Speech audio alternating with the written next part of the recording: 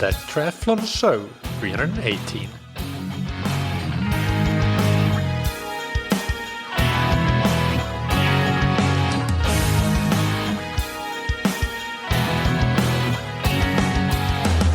Hey, what's up everybody, and welcome back to another episode of That Triathlon Show, the podcast presented by scientifictriathlon.com. I'm your host Mikael, and let me first start off by wishing you all a very Merry Christmas.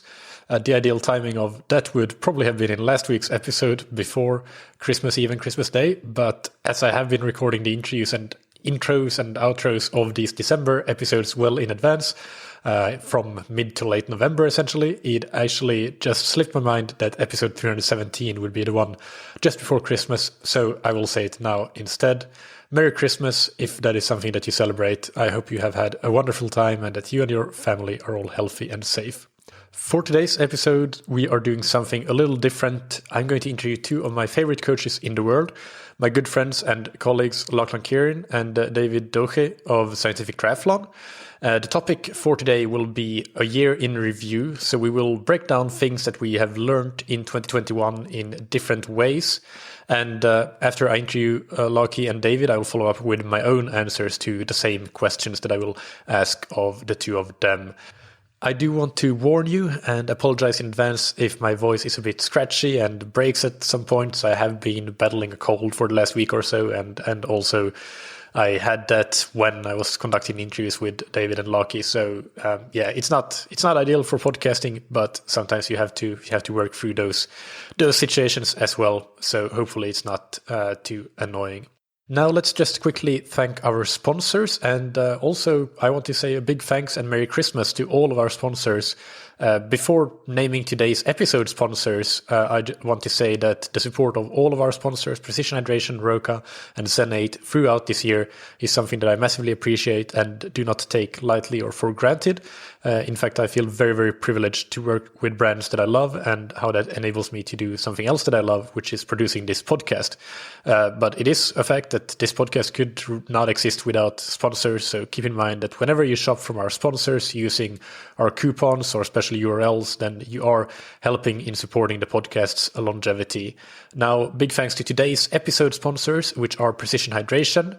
Precision Hydration create electrolyte products that you can match to how you sweat, and fueling products that make it easy for you to hit your numbers. They also provide a fantastic amount of information on their blog, in their newsletter, and in interviews that I have plenty of on this podcast with founder Andy Blow.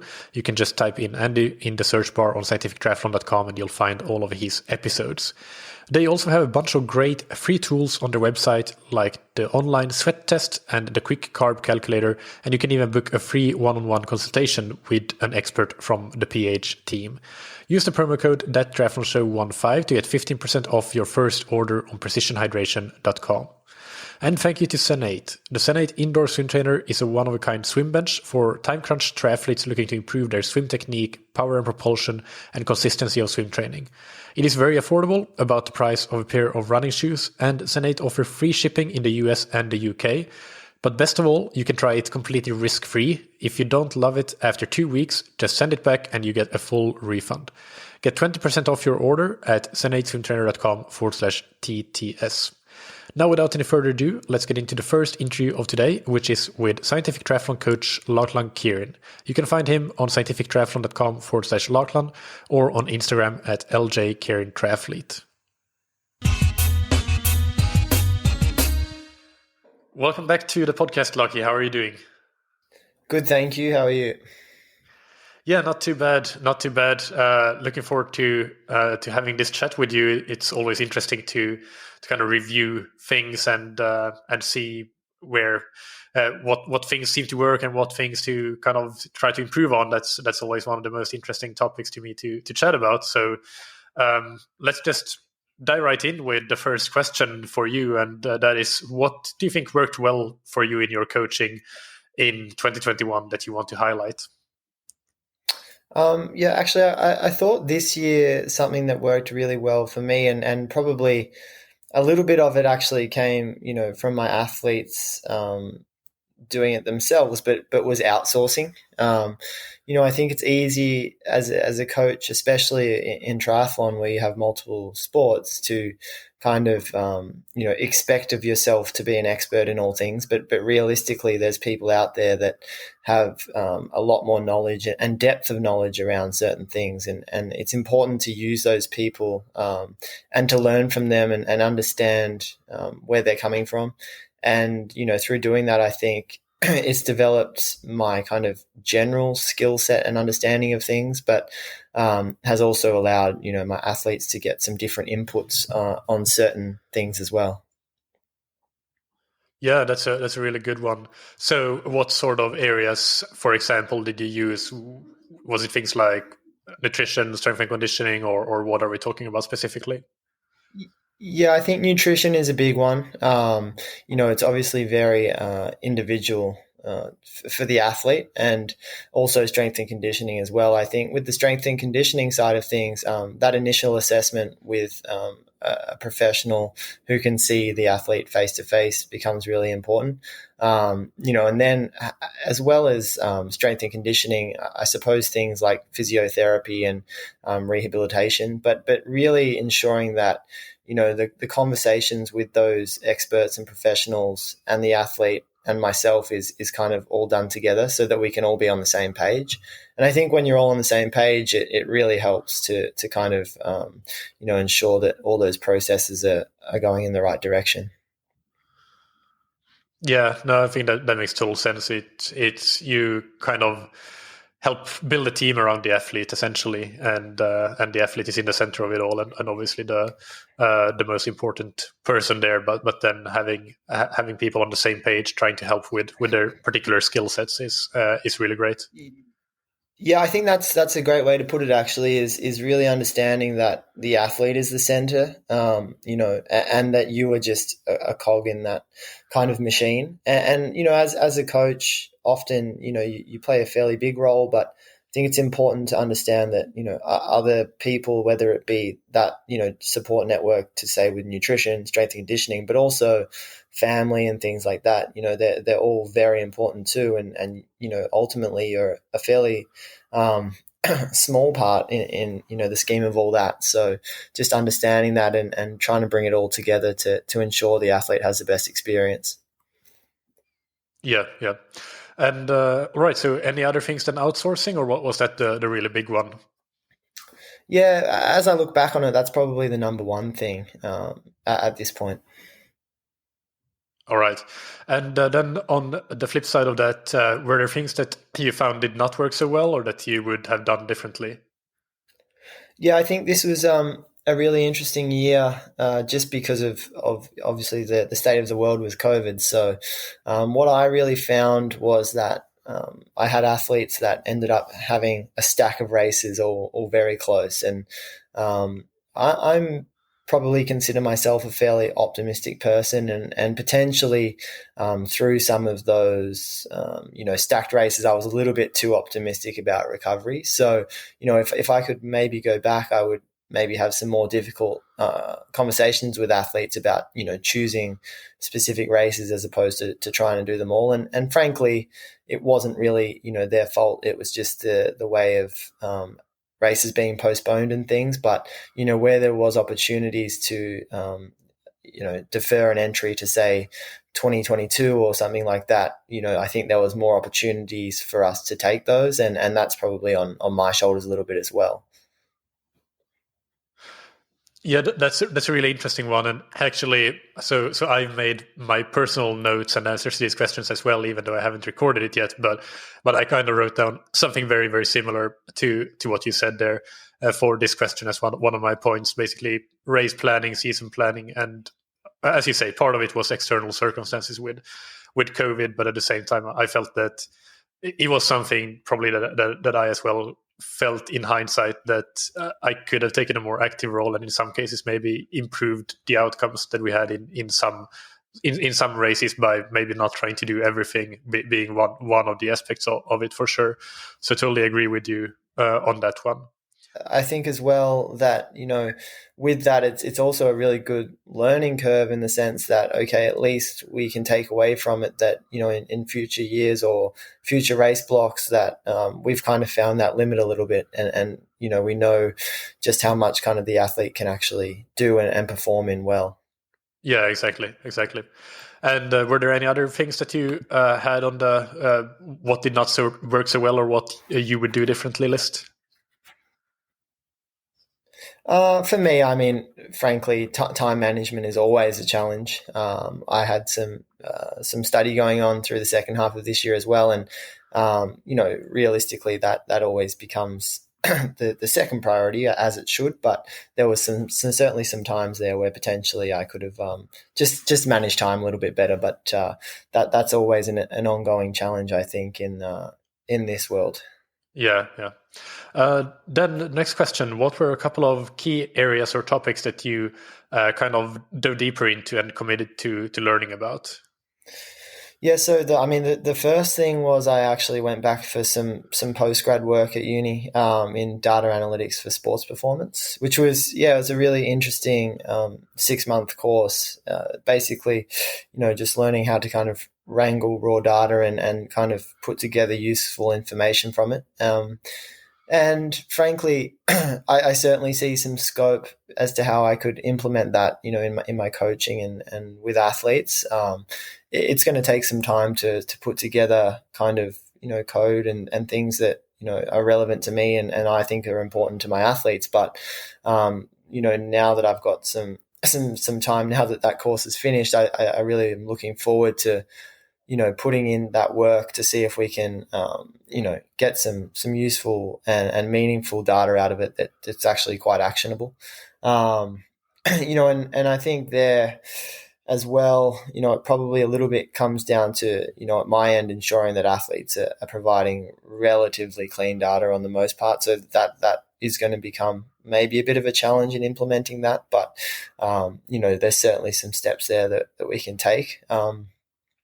The other interesting part of that as well was just really getting a grasp on different sports and seeing how people from, other sports use that kind of knowledge in their workplace and their fields. And, it's certainly opened my eyes a little bit there, to see that there's probably scope to use a little bit more tech if we wanted or a little less or just use it differently. So, it was a very interesting 6 months and hopefully I can implement that in the future.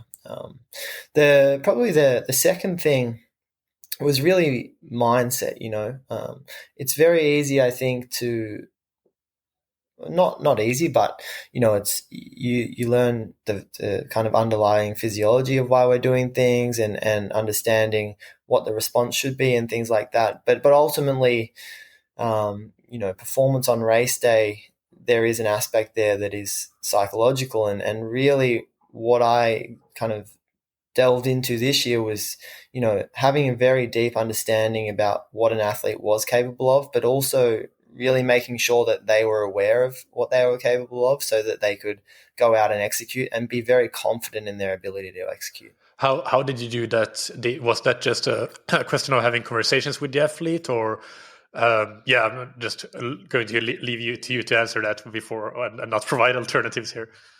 Yeah, very much conversation based for me. And also providing opportunities to athletes to execute on say paces or powers or things like that. At race pace and for extended periods of time to really build that confidence over time. For them to see that they could actually execute it in training, and with that, have those conversations about, okay, well, you can do this now. There's no reason you can't do it on race day, and trying to provide that confidence. And it's a tough challenge because the reality is, especially if we're talking about triathlon or any endurance event, it's often a roller coaster of emotions to a race, and no one expects it to be positive throughout the whole thing, but also developing some strategies through that to overcome those kind of low points. And some of that, I suppose, came from my end, but a lot of it came from, hearing what athletes had to say about how they've overcome those situations. I had an athlete recently, and she mentioned that one of her friends said, when it starts hurting, just have a gel. And even something like that, to me, it's quite a good little cue to just take your mind off, the fact that you're not necessarily enjoying this moment, and really doing something that might be able to, action some change and bring you into a better place. Yeah, that's a really good, really good tip, and well, just the general mindset, mindset and confidence discussion is one that is really important to have with athletes to get the most out of yourself on race day, obviously, but really cool to hear how you have implemented that and seen good results. I want to ask about a couple of examples from the first topic with the data analytics part. So first of all, you have a couple of things maybe that you have already been thinking of implementing in your coaching once you now have a bit more time to do the actual implementation, and without any pressure of you actually having to implement that, or it knowing fully well that it's not implemented yet. What are some things that you're thinking of potentially being useful for you to do in that area? Well, I mean, there's already been, I suppose, quite a lot of work into, say, impulse response models and things like that, really trying to understand that if we kind of, do X, what is the expected fitness outcome in the future? And there's plenty of other people that have touched on that and are working in that space and doing great work. And, that's certainly an area that I want to explore. I think as well, what it could help highlight and what I've seen from other people too is that, it can really highlight that, a dose of work that potentially athletes might not see as hard, but as maybe easy training can actually lead to, quite a good fitness outcome down the line. Yeah, that's a great example. Then other than the things that we've already mentioned and talked about, was there something else that you changed in your coaching or just had a update in thinking about in 2021 compared to previously? I think there's always a bit of an evolution in the nutrition side of things in racing, especially. I mean, I've seen a lot of athletes now. I suppose it used to be, 90 grams an hour. I mean, when I first started out, everyone was talking, 1 gram per kilogram body weight of carbohydrates, and then it was kind of, 90 grams an hour as the maximum. And now I've got, personally got athletes pushing well over 100 grams an hour and doing it quite successfully. And I think that's probably due to the evolution of products that they have available, but also, the knowledge around it and also just training that as well. So, that's ever evolving and something that, it's interesting to see how far we can take it. Yeah, no, absolutely. Definitely something that I've seen as well, and being on that same curve of just evolving what seems practical and beneficial for athletes and what the recommendations might be. I absolutely agree with that. And then for next year, do you have any coaching objectives in mind, whether they be process goals or outcome goals, and anything that comes to mind? Yeah, so, my plan personally is to certainly continue building on that, that education side of things, hopefully with a master's in exercise science through next year alongside my coaching, which, that's exciting. And for me, it's not necessarily sport specific. In fact, it's really not. But I think to have that, that good foundation, so to speak, is very helpful. I guess an analogy would be kind of building that aerobic base, in a sport like triathlon. It's a similar thing, a similar way that I look at that kind of post-grad education for me. I think as well, as I was speaking about just before, that nutrition side of things, I want to continue developing that knowledge and understanding of how we can manipulate that, both in training and racing for performance outcomes. And also a little bit of something that I've been experimenting with and again, via, people who know a lot more about it than I do, but is just utilizing and how we might be able to use that for training effect and into races. So yeah, I want to continue to work on understanding that and how we might use it, with other athletes. Yeah, no, that heat training aspect is something that I'm also on the path on trying to learn more about and really interested in at the moment and reading about. So it would be great to exchange notes on that in a little while once we have both learned more. So that's Yeah, but those are all yeah. My really cool sample goals. size is quite small, but so far anecdotally, there's been some good outcomes. Yeah, no, that's awesome. Excuse me, my voice is kind of giving up. I told you before that I've been a bit sick for the last week, and today I'm fine, but I'm not 100% yet. It seems because my voice is slightly failing on me, but I'll try to make it through to the end. I just also wanted to mention that getting that master's sure seems like a great thing to do alongside your coaching. And so then just one final question. What's one tip that you would give to the listeners to help their training in 2022? Look, I think it's a tip that frankly wouldn't be too different from what I would have given in 2021. And that's that, the first step for anyone should be to find a routine and load that's kind of achievable and enjoyable. And that's your foundation for everything. From there, then you can kind of think about your race plan and how you might have to kind of alter that routine and load, throughout the year to get the best, fitness and performance and things like that. But again, it comes down to having an open dialogue between, the athlete, coach, and the rest of the team and support network, whoever that may be, to really understand, what is achievable and what is realistic, and then working from there. And also, I think it's really important to note there that, okay, maybe, that routine and load that you can handle for most of the year is all that, you'll ever have time to do. And that's also fine, right? Like, it's not necessary that you need to add, say, more volume if the time isn't there. You just need to be a little bit creative with the training. And again, that just comes down to having a really open dialogue with the people around you. Yeah, that's a great summary, great tip. Thank you so much, Lachie. I'll put the links to your Instagram and your coaching profile on Scientific Triathlon in the show notes, so listeners can learn more about you if they don't already know you. And looking forward to keeping learning from you and having great conversations as we do have on a regular basis next year. And good luck with all of your athletes and your coaching. Thanks, mate. Appreciate the time.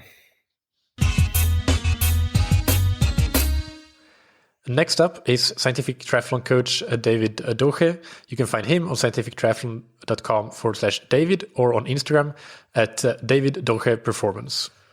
Welcome to that triathlon show, David. How are you doing this morning? Yeah, thank you for inviting me. I'm fine, thanks. This is your first time on the show, even though you have been with us at Scientific Triathlon for quite a long time already. But can you just introduce yourself to the listeners? Yeah, for sure. So my name is David Daugher, Dhooge for the English-speaking people. I think I've been coaching now for about 2 years with Scientific Triathlon. Before that, I did some customer support, like about a year, still doing that, but the focus is more on the coaching now. I'm from Belgium, but living in southern France. And I think in total, I've been coaching probably somewhere about 6-7 years now. So it has been a while already. Yeah, and you're still racing actively at a sort of high age group level with some great results, especially for half and full Ironman race distances. But this is a kind of shorter form interview, so we won't go too much more into that. But we'll go to the main topic at hand, which is our learnings from 2021. So the first thing I want to ask you is what worked well for you in your coaching that you want to highlight from this past year? Well, overall, I think like this year worked pretty well. Had some good results with my athletes, some PBs, some qualifications, Hawaii's, 70.3 worlds. So that's all in all very, very good.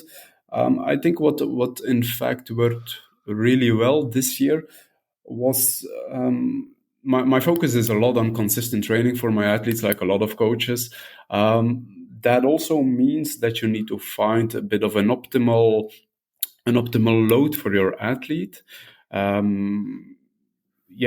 This is a long process, and it just takes time. You need to see how your athlete reacts on stuff. Is he fatigued or not after a certain training session? So I think in my case, this worked well because mostly I do not really work with like 3 weeks of training load and then 1 week off or something like that.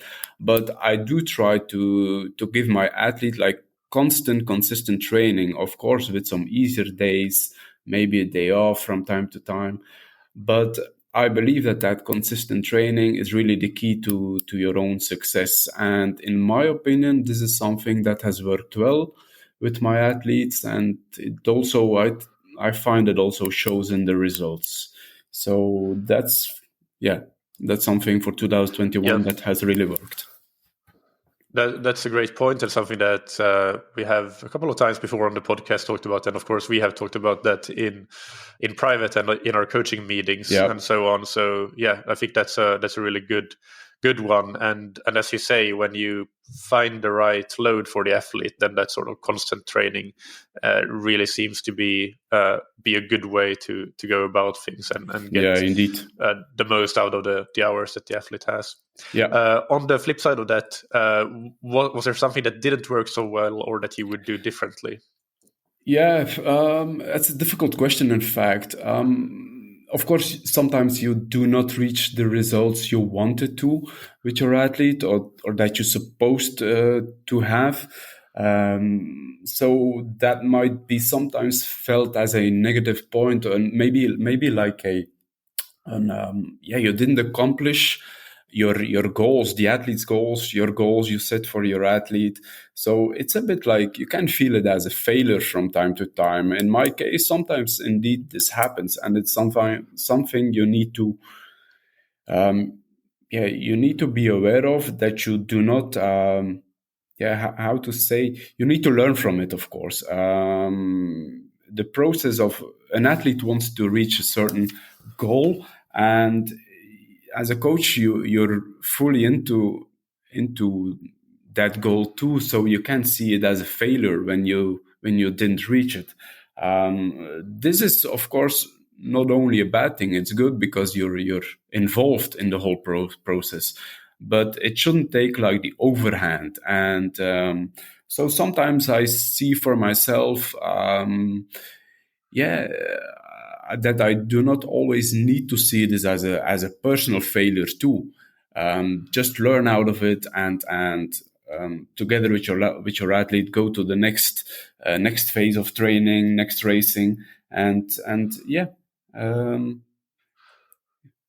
just see it as positive. Yeah, and perhaps maybe I'm reading too much into it, but maybe are you saying that taking a bit less, taking a bit of the emotion out of it? Indeed. Just seeing it a bit more like from a just pure cold rational standpoint, if you want to call it like that. Yeah, no, not a cold standpoint, but it's like racing. Racing is so dependent of a lot of factors. And it doesn't always have to do with how you prepped for it, so how preparation went. So it can be due to, of course, hydration, nutrition. This is something that you need to count in your training, but it can also be just a bad day. And this doesn't necessarily have to do something with you. So, but in fact, like you say, you need to look at it rational and see, okay, look at it in its whole context. And it's not only what you prescribed as a training session. So, but that doesn't mean that you do not need to analyze things. Yeah, so basically, you can analyze it better. Perhaps if you can analyze it better and find the reasons or the points for improvement. Perhaps Yep. if you are a little bit, if you make sure that you don't get overly emotional about a Yeah, bad true, result, true. or okay, Yeah, true. got it. Good point.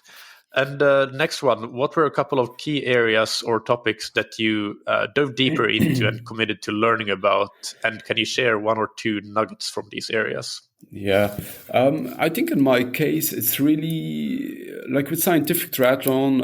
I've been coaching for 2 years now for scientific triathlon, but this year's really, it upped a bit my game, meaning that I had some more athletes, finding for myself indeed also a good balance of, okay, this is where my maximum is to keep it professional.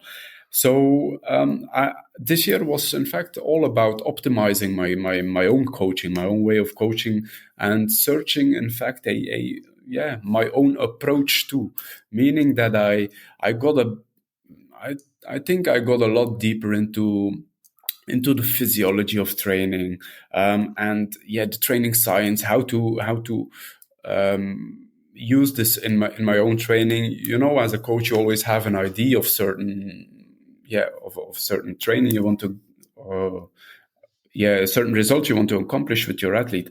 But in the science, in scientific research, there's so much info that you can use, but you also need to find a way through that forest, which has lots of different info.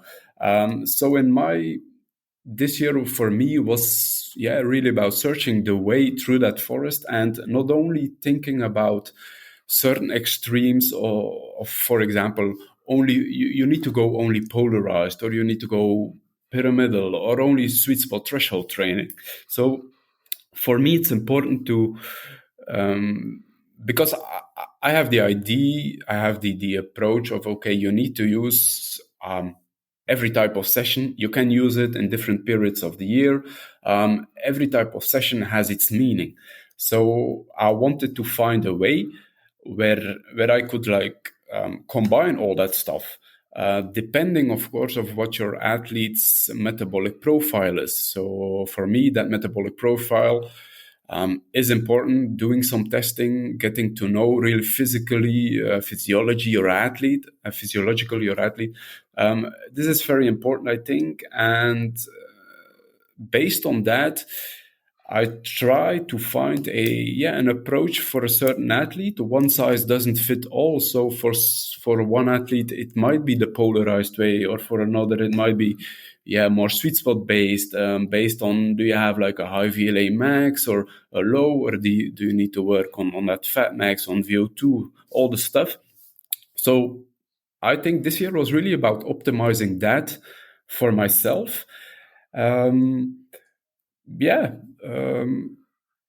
I think that's that's a very big area already. So true.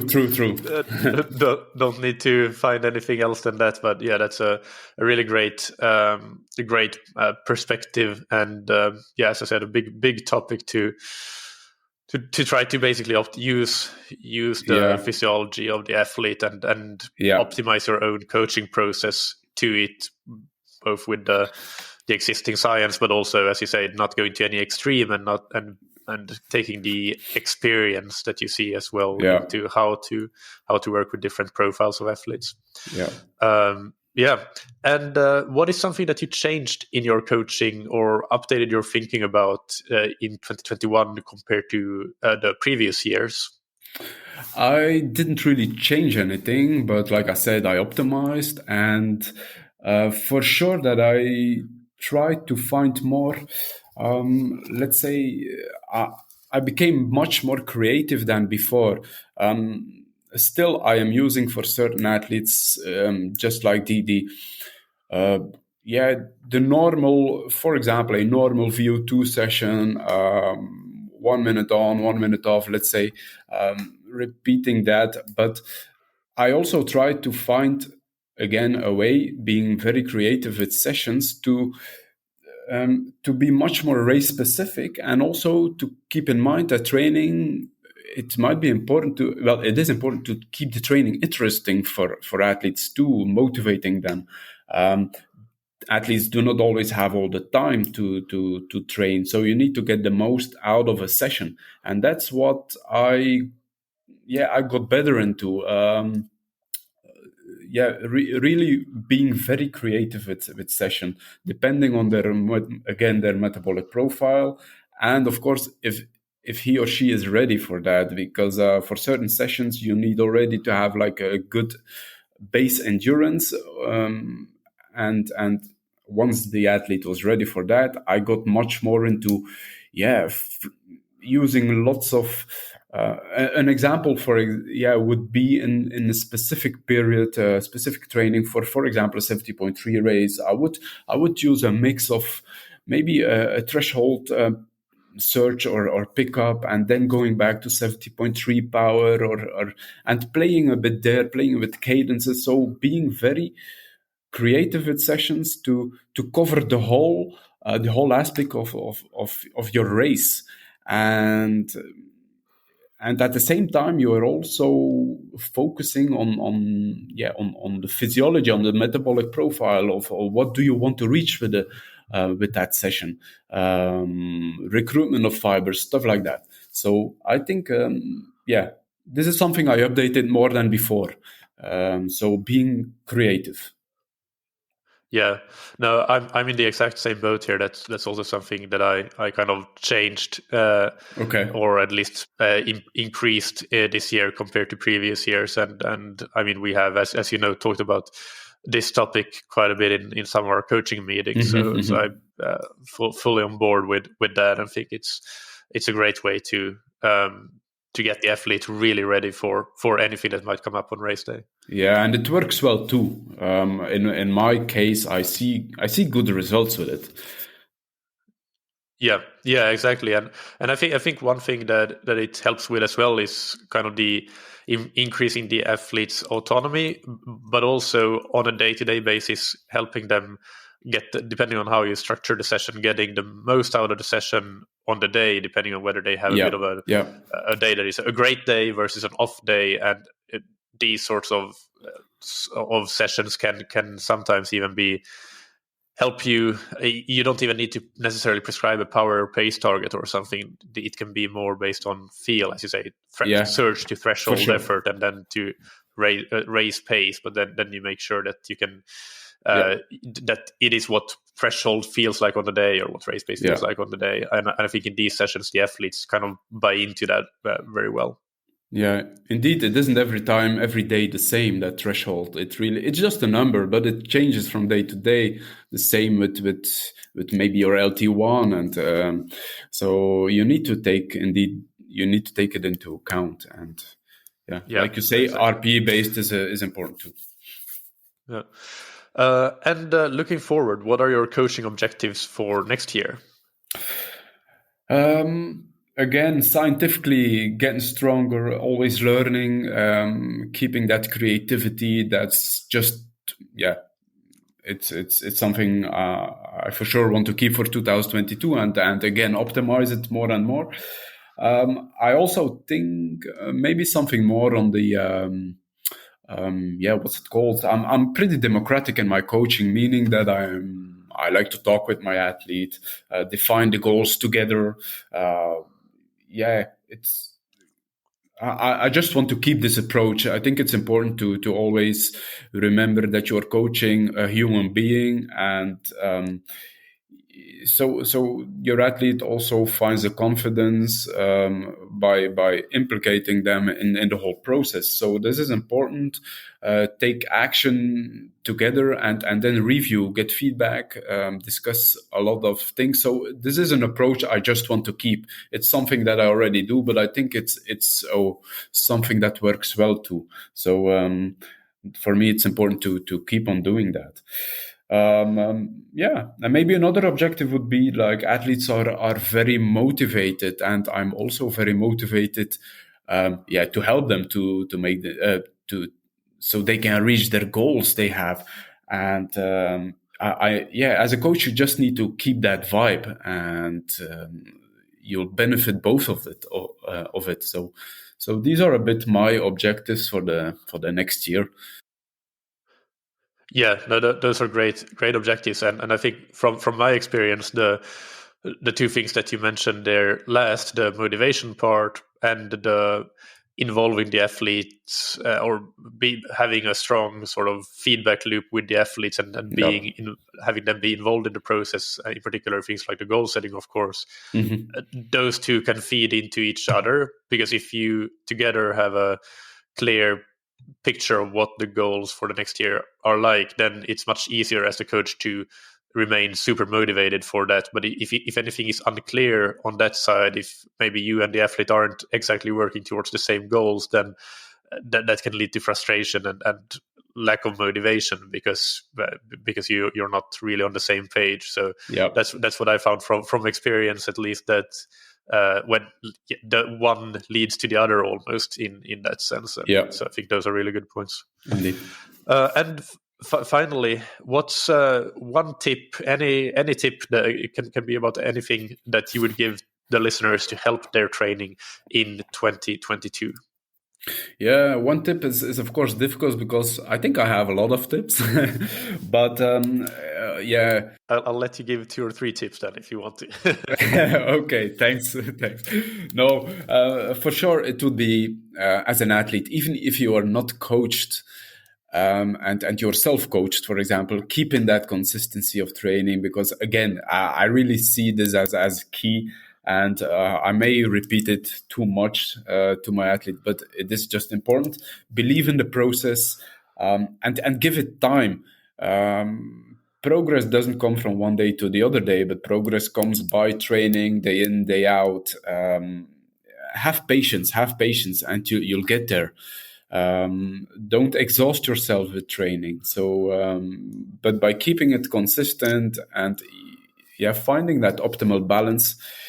It isn't always the session that really matters. It's what you do day in, day out, I think. So that would be a tip I would give. Keep it consistent and be patient. Yeah, no, that's of course like the main thing in endurance sports.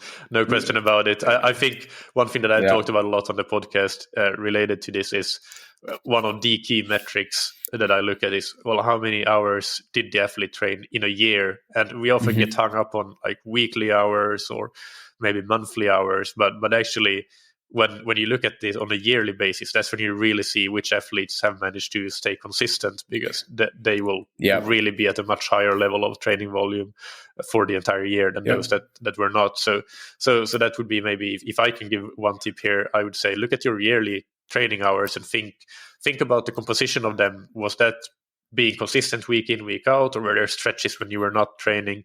And then if you want to set a goal, a process goal for 2022, you can take your yearly hours for this year as a baseline, and maybe increase that by 50 hours. I think is a reasonable, depending on where you are, it could even be 100 hours more, but 50 to 100 hours I think is a good range that is feasible for most, unless you're like really already stretching the limit of what you're able to sustain training wise. But for most people, 50 to 100 would be okay.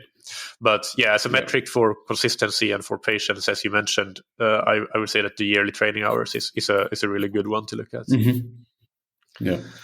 All right. Well, thank you, David, for this. It was great to hear about your review for 2021 here, or your thoughts about it. And I'll put all the links in the show notes to where people can find you on Scientific Triathlon and on Instagram and so on. I'll looking forward to talking to you on our next coaching meeting. And in the meantime, have a good rest of your week. Yeah, thanks. You too. Bye. And now I will share my thoughts on each of the questions I discussed with Lachie and David. And just for context, I put together my answers and my notes before chatting with Lachie and David, so they're not really influenced by those interviews. And I will just report on what I wrote down and took note of before any of the interviews were conducted. So let's start with the first question. What worked well for me in my coaching in 2021? So I have a few things that I've noted. First of all, using RPE more and more to prescribe training intensities. I think this worked really well, especially with experienced athletes, because they are really good at training by RPE. And compared with training to pace or power or even heart rate, using RPE, I think in many cases helps experienced athletes do the workout at the right intensity for the given day. We can get more squeezed out of a really good day because the athletes might push themselves harder than might otherwise, but vice versa. We also ensure that athletes don't push too deep on days when the body is not responding in the same way. This is, of course, something that I know that a lot of athletes have a hard time with, because there is a sense of security in having a certain number that you're trying to hit that is seen as quote unquote ideal. But in reality, I think that the human body and physiology are so complex and always changing, never completely static, that I really think more and more that is a false sense of security. And if anything, you can see RPE as a number to follow as well. Just put it on a 10-point scale or a 20-point scale or whatever you want to do. And then that's also a number. But it comes straight from the master regulator, from the brain. And the brain has access to all of the information that you don't have necessarily in a conscious manner. Like the brain understands the acute metabolic, biomechanical, hormonal, emotional, and so on demands on the body and the state of the body in all of those in all of those systems. So that's not to say that I'm always using RPE as the primary guide for intensity, even though I'm always saying that it has to be part of the picture. You can never do a workout without understanding your RPE and taking that into account. But basically what I found worked quite well is more and more actually using it as a primary guide for intensity rather than using power and heart rate. And yeah, I'm seeing good results with that, in particular inexperienced athletes. Then the second point, somewhat related, is adding in a bit more athlete autonomy in certain cases. So as an example of doing that, of adding athlete autonomy, would be not telling the athlete that they should do exactly 6 times 800 meters of run intervals or 8 times 800 meters. Again, I think this might be another case of a false sense of security, or even a coach's need to seem important by knowing exactly the number of intervals to do on a given day. But really, since we don't know exactly, why not just tell the athlete to do between 6 and 8 times 800 meters, depending on how you feel on the day. And like in the case of RPE, then we can ensure that we get the most out of a given day, but also that we don't push too deep on days that are not as good. So again, I would mostly use this with experienced athletes that are very much in tune with their body. And also, I do have to be completely honest here. I still keep falling back into my old habits of giving one specific prescription, 6 times 800, 8 times 800, whatever it may be, rather than a range more often than not. So it is work in progress for me. But I'm making an effort to try to use these sort of flexible prescriptions more often. And when I do, I think that the results are generally quite good. So if we combine this example of prescription with the RPE-based prescription, the complete workout prescription might be do between 6 to 8 times 800 meters at 10K race effort, if we're talking about a run workout, for example. Another example of autonomy might be something that I credit David Tilbury-Davis with introducing to me back around episode 50 or so. And that would be to allow the athlete to splice up the workout or the main set of a workout as they please. So to give an example, you might give a main set of 40 minutes of running, of which 20 minutes should be done at between 5K to 10K race effort, but you can splice it up as you see fit. So in other words, you can choose to do 20 times 1 minute, 10 times 2 minutes, or any one of an infinite number of combinations, depending on what it feels like on the day. And this allows the athlete to adjust based on their athletic phenotype almost in many different ways, and as well as the acute changes and day-to-day changes in the state of the body, metabolically, biomechanically, hormonally, emotionally, and so on.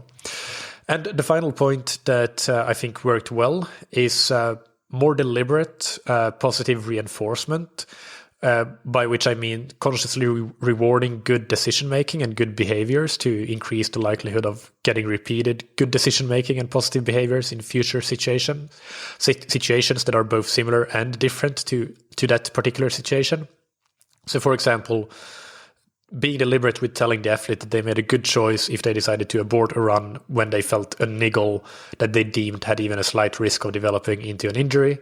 Another one that came up a few times is acknowledging the athlete and telling them they made a good choice if they had a really bad night of sleep and decided to turn an intense workout into an easy aerobic workout. And also those were both examples of an athlete easing back, which I do think have been the most common situations where I've really used this deliberately. But there are other situations that are more on the opposite side of the spectrum. So acknowledging and giving positive reinforcement when athletes deliberately take a risk, for example, in a race, and decide to ride at a higher power than planned to stay with a group or something. Whether it succeeded or not, maybe the athlete managed to stay strong until the end, or maybe they lost time on the run as a consequence. But you can give praise to the decision for being brave and trying something in the moment that might pay off, whether it actually pays off or not, because it could be a breakthrough race when on the day it works. And if it's not, then it's still a great lesson learned of where you are at the moment. Sometimes you win and sometimes you learn. And just personally thinking back to some of my best ever race performances, or several of my best, the races where I felt that I performed the absolute best, I never stuck to my plan in any of those races, but I actually went harder on the day than I would have thought before the race that I was capable of, and managed to pull it off. So if you can't take a decision in the moment to be brave and go away from your plan, you might lose out on those kinds of breakthrough days and breakthrough races. So even if the outcome sometimes is, of course, not positive, you basically bonk, or you don't manage to stay strong until the end, you can still acknowledge the decision positively. Then the next question: what did not work so well, or what would I do differently? And this is something we discussed in the interview with Lachie, and definitely race planning is something I think I could have done a lot better, especially for those athletes that are really performance driven. I don't think we always made the right call on which races to do when, and more importantly, perhaps which races to decide not to do. And as we discussed already, this was definitely made much more complicated by the hangover from races being cancelled due to the pandemic. But that's not something I want to use as an excuse. It actually just provided an interesting learning environment, and I think that in hindsight, it's pretty clear that some of those decisions were not the best. But yeah, it's always good to learn from those decisions as well. So yeah, basically, I think that in many cases we just didn't have as clear of a plan going into the year as we should have had of what the year would look like. And that made planning the different training periods challenging. And in some cases, I think we just could have done a better job there and got more out of the athletes if we had known from the start of the year what we were getting into and when. And this is definitely something I take with me, and I'm going to change and be more clear and specific about going forward. And I would definitely do that differently if I could go back to the start of the year now. And next, what were a couple of key areas or topics that I dove deeper into and committed to learning about? So one that stands out, and I don't even feel that I can say that I dove deep into it, because I feel like I'm only scratching the surface, even barely, because it's such a big area. But the area that I want to highlight here, and that I did learn a lot about, is around different coaching styles, communication styles, and motivation, and so on. And one particular nugget that stands out to me from this area is the concept of motivational interviewing, which is a coaching or communication technique that actually originated in addiction rehab facilities, I think in the 70s or 80s maybe. But since then, it has been translated into many different fields over the years. And in short, the point of it is to just guide the athlete to come up with answers themselves rather than giving them answers. And this greatly increases the buy-in and the commitment to the plan. And also it's important to acknowledge that as coaches, we are really guides. We don't have the answers, because there are not necessarily answers to anything. There are best practices perhaps, or there are at least better practices and not so great practices, but you never know. It's always an individual experiment. So helping the athlete guide themselves to the right answer, I think, is really a technique that that I think makes a lot of sense, especially since it increases the athlete's commitment to the plan. And when you're committed to a plan, it has that much higher likelihood of succeeding and leading to improvements. So yeah, basically I read an entire book on this topic of motivational interviewing. So it's a bit difficult to distill it down into a short and concise kind of practical tip, but increasing the amounts of questions you ask an athlete rather than just statements you say in a conversation is a good place to start. And of course, really being open-minded to different ideas and inputs from the athlete and incorporating that in your coaching. Those are a couple of kind of key tenets of this whole communication style / coaching style. The next question is, what is something that I changed in my coaching or updated my thinking about in 2021 compared to previously? And well, as we talked about in the interviews before, I think as a coach, you're always trying to evolve and improve. So basically, I mean, I think I think there are very few things that I think exactly the same way about as I did previously. Like you always find something new, but these might be changes that are maybe 1 to 5%. So the magnitude might be small in some areas, they might be bigger in other areas. But you're always evolving, so nothing is ever static in coaching. I at least I think that's how it should be.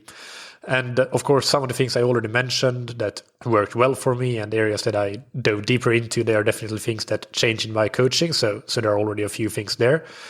But other than that, there are a couple of details that spring to mind. And first, I feel that I slightly cut down on run volume with many athletes in favor of bike volume and got equally good run results, if not better, with less risk. So that's one thing, and quite on the sort of technical and programming side of things. Another thing that I can think of is that in strength and conditioning, I definitely started incorporating more unilateral movements like step-ups, lunges, split squats, and so on. I have definitely done that before as well, but in previous years, I think that I've put them in a clear secondary role to the big movements like squats and deadlifts.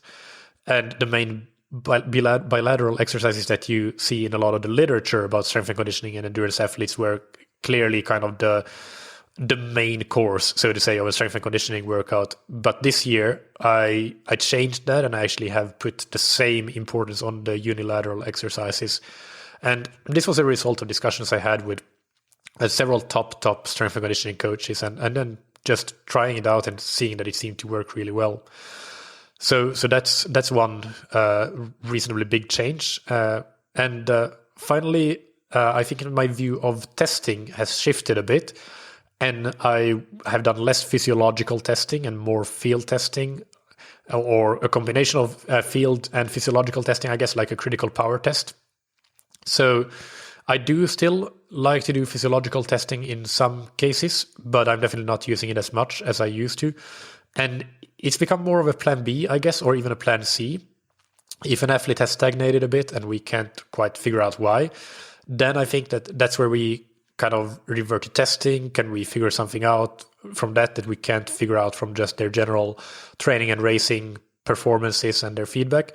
But it's no longer kind of a first port of call or maybe even a second, because I think that we can get, first of all, I think I'm probably doing less testing anyway, but I'm kind of quite happy with doing field testing, especially if you're doing something like a critical power test, critical speed, critical pace test. You get a lot of information from that sort of thing. The next question is, what are my coaching objectives for next year, for 2022? And this will sound very simple, and it is very simple, but just having very clear, agreed upon goals with all the athletes that I'm coaching that are exciting for both the athlete and for me as a coach. And then that's basically it. That's the goal, because that's something that I felt was missing the last 2 years. And of course, a lot of that has been due to the uncertainty surrounding race calendars and so on. And but still, I think that because goals have changed, races have been cancelled and so on, both athletes and coaches have in part struggled with motivation when there haven't been those clear goals and objectives in place, or they have been taken away from us. So making sure that we have goals is my main thing. And then I think so much else follows from there. And then helping the athlete achieve those goals will flow from actually having them in the first place, and probably making sure that the goals we have are also not completely dependent on a race calendar. I mean, that goes without saying after these last 2 years probably, but I think that's really it. I think if you're in a good place when you start, then you're so much more likely to be in a good place when you finish. And I think that when it comes to coaching and the coach-athlete relationship, having good, clear, agreed upon goals, that's really being at a good place when you're starting off. So being really, really intentional about that, I think is something that is a main objective for me. And then finally, what's one tip that I would give to listeners to help their training in 2022? So we got some great tips here already from both David and Lachie. I'm going to get a bit cheeky here, but I would say get a coach. And that's not to be self-promoting. I think even if you can't or don't want to get a professional coach, maybe just start using a friend's knowledge, a friend who is really into training, or a club mate who would be willing to coach you for free. I think that having that third-party objectivity and second set of eyes and fresh set of ideas, that really can be invaluable. It's something that it's really impossible to be completely objective with yourself, and we all have biases. So that's one of the main things that you can get from even if it's just a motivated fellow athlete that helps you. But ideally, of course, a professional coach is the best way to go. For improvements, for reaching your goals in whatever it may be, not just sports, but in other areas as well. If you can have somebody who helps you as a coach, then that would be my tip to get the most out of yourself and improve the most that you can. So that's it. I hope that you enjoyed this episode. Do let me know what you think about it, because it's kind of a format that we haven't really done before. So I'm very curious to hear your feedback. You can, as always, find the show notes on scientifictriathlon.com, and you can find Lachie and David there. I'll have links to both their coaching pages on the website and their Instagrams over there, so you can follow them.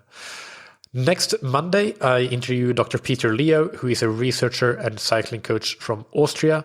I had a really great time chatting with Peter. He's done some tremendous research on power and physiological profiling in cycling, so make sure you don't miss that first episode of 2022. Finally, big thanks to our sponsors, Precision Hydration, that you can find on precisionhydration.com. Go and take their free online sweat test to get a personalized hydration strategy, and book a free consultation about hydration and nutrition with one of the Precision Hydration experts. Use the code THATTriathlonshow15 to get 15% off your first order of electrolyte and energy products.